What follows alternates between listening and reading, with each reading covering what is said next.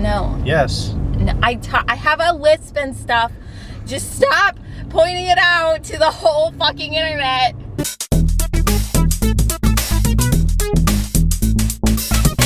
Where are we going? We're going to Mudbug. What part of We had a whole conversation about this. For real, you can't just hop in and be like, yeah, I'm cool with this, and then not actually know what IKEA has got a Easter all-you-can-eat buffet. IKEA does? Mm-hmm. That's weird. We're gonna see how much balls I can fit in my mouth. We don't need to ask how many balls I can fit in my mouth, because I already know. Hey-oh! I'm gonna eat so many balls. Right. We care about being the best employee. We care about Your the burp sales stinks. force. I can smell it. Why does it smell like It that? doesn't smell like anything. It smells like fruity energy drink. Ooh, wow, it sure does. Hey, next time, why don't you fucking tell me that it's where that confusing intersection is? Oh, because I think all intersections are confusing. Well, not to me. No, I think all intersections are confusing to you. I was just projecting your feelings onto myself. Turn a left in here. No, oh my gosh, there's 3 in here. I'm trying. Jesus fuck Christ! Why? Why do you think John went next door? He's sad. Because he's sad he needs a shooter. What'd you go next door for? Was it alcohol? I slammed two beers and then left. Apparently I just don't know my fucking head from my ass. Speaking of ass, let's talk about worst first dates. Okay. I don't think I've ever been on a date, but the worst date I ever had was our wedding anniversary. We had a wedding on our 5th anniversary, and we had a honeymoon where we just went and stayed at a hotel up by Zona. Apparently, the case of Boulevard wheat that I got for the party was bad or something, because everybody at the party that drank it was sick the next day. I was so sick I could barely walk, and Marie had some communicable disease that put her in the hospital for a week. So on our honeymoon, we went to eat at some restaurant in Zona Rosa, and she was yellow because she had jaundice. I had alcohol poisoning, and we just sat there staring at people walking by, not eating because we were sick, but we were on our honeymoon, so we insisted on going. Your honeymoon is the Dark Souls of fucking honeymoons. And then she ended up in the hospital for a week, and I accidentally bounced a check and got arrested 2 years later. So let's hear about your worst first date. It was an actual first date. It was with a guy that I met on like some singles website. Right after I left my husband, I was living with my mom, okay? Okay. This guy didn't live very far from where my mom lived. So I was like, let's meet at the Walmart that's kind of near our houses. So we met at the Walmart and went to the movie theater. First off, he's not at all what his picture was. I mean, he wasn't like a secret internet fatty or anything like that, but he was definitely less than what I initially thought he was gonna be. Okay. I don't know how to explain it. And he was very awkward, but he was one of those awkward people who isn't aware that he's awkward. He didn't realize when people didn't want to be around him. So he was socially inept. Oh, Realize, yes, he didn't know when conversations were awkward. That's Had a hard time picking up on social cues. I bet that makes for awkward conversations. It does. He wanted to go see Paranormal Activity. Okay. And he sits there with his hand like this the entire time. Anyway, we get out. He's like, that was scary, huh? I offered you my hand. And I was like, oh yeah, it wasn't that bad. I wasn't that scared. And he's like, oh, okay, well, do you want to go out for some drinks? Because I got some buddies that are having drinks at a pool hall. Side Pockets. Okay. The far away one. And I was like, oh, okay. Yeah, that's fine. I can go have some drinks or whatever. I really didn't want to go home at the time because I was living with my mom. What's his first name? No idea. Do not remember anything about him other than that. Cool. I remember that he worked at a school, and I'll tell you some other details in a minute.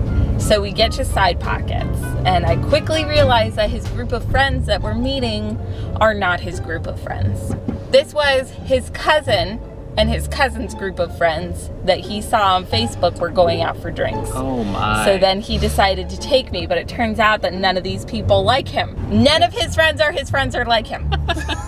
His cousin doesn't even like him. They're not happy he's there.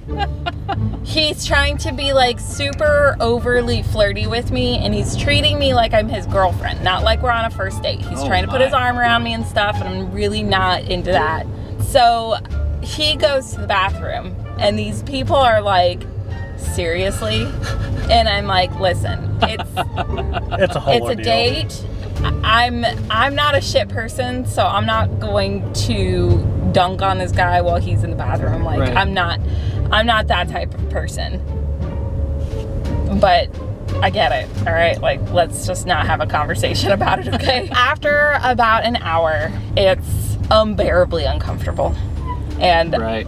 he's like, are you ready to go home? And I was like, please, Jesus, yes, take me home. So he's gonna take me back to my car, which is from here all the way over. It's like a 20-minute drive. Yeah. There is a road on the way that is no light and all wooded. Oh my. And that is the road he chose to take. And while we're on that road, Broham decides to unload his emotional baggage. Oh, are you serious? He starts crying and telling me about his ex-girlfriend who moved to Canada and then aborted their baby and didn't even tell him she was pregnant, and she was supposedly living with a family on some horse farm, and she just abandoned him, and all he's looking for is a serious commitment out of somebody, and nobody seems able to make a serious commitment. And the whole time I'm sitting there in the car and I'm like, it's okay, like this. And then I'm looking out the window and I'm like, this is where I die. This is my story. Why don't I have mace or knives or guns? Right, I'm gonna be on America's, what's his name? John Walsh. He's gonna be talking about me. Just remember, Kalli, when somebody's trying to kill you, everything's a weapon. So he drops me off at my car and I was like, thank you for the nice night. It was nice to meet you. Get fucking dunked. Right. I'm trying not to lead him on, so I'm choosing my words very carefully. And he's like, well, I hope we can go out sometime. And I was like, well, I'll talk to you later. So I came home and I took off the clothes that I had been wearing and I instantly threw them in the washer and went to go take a shower. That's how bad this experience was. I was like, I just need to forget it. And I was like, you know, no consequences. I'll just talk to him later and be like, you know, I just don't think that we're gonna work, whatever, blah, blah. Right. I had a standard 20-minute shower. Not a big deal. My house that I was staying at with my mom was 5 minutes from Walmart. So we're talking, you know, you think just a little, not 45 minutes after he's dropped me off, that I've gotten out of the shower and I walk over to my cell phone and I open it up and I've got missed calls, voicemails, text messages from him. Are you serious? Where he was like, I had a really great time with you. I think this could be something serious, blah, blah, blah. Then he's like, when do you want to go out again?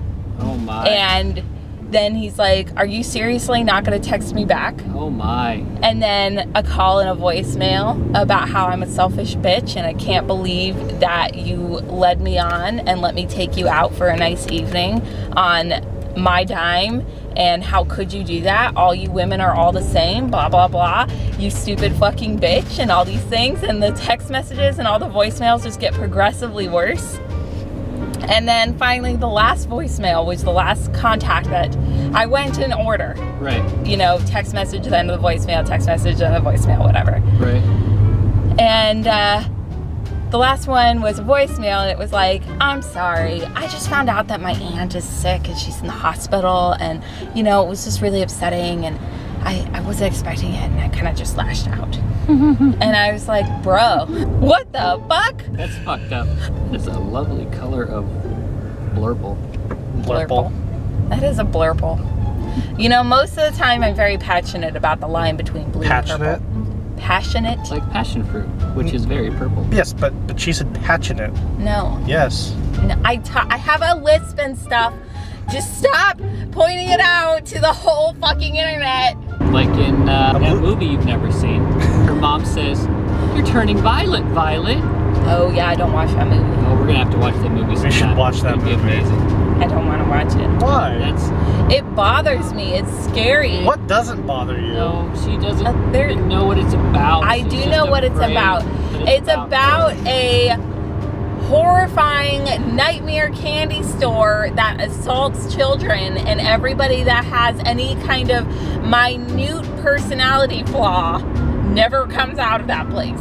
They never walked out. John, don't even argue. She just doesn't know what happens in the movie or what it's about, and she's determined not to see it because of it. Fair point. I'll leave it be. Let sleeping dogs lie. I mean, we're gonna make her watch it, and she will lie. That's all she does is lie. My tummy hurts. You better solve that. We'll watch it, touchy hands. Let's keep your hands. I'm just turning around. His tummy. Oh, John, what's your worst first date? Not officially a date. I've never had a bad date because I've never really been on a date. Yeah, blah blah. One date, and Exceptions. a lot of bad things have come from that one date. Fair fucking point there. Oh, I was having lunch with Kalli. You were having a bad day and you were crying. I got you to quit crying in the car. Super happy. I said, hey, let's go eat at Pizza Ranch. They got good food. You can stuff your face. You can cry in silence and we'll be a-okay. So we got to Pizza Ranch. And I fill up a fat plate. She fills up her plate. And I'm like, cool, whatever. We're talking, we're eating. And I finish my food. I'm a fast eater. I come back and I have neglected to see that tears have started rolling down her face. And she's sniffling quietly in front of me. And my fat ass is done stuffing mashed potatoes, biscuits, fried chicken, pizza, all up in here with a shit-eating grin going num num num num num num num. And I'm getting dirty looks. And as I go up for my third plate, I notice people are looking at me and staring, and I look around and I look at my table and she is completely sobbing, and I'm like, all right, yeah, we need to go. Not only that, but we had gotten a table away from everybody else, and like the waitress kept coming back and asking us if we needed stuff and everything. Asking me if I needed anything.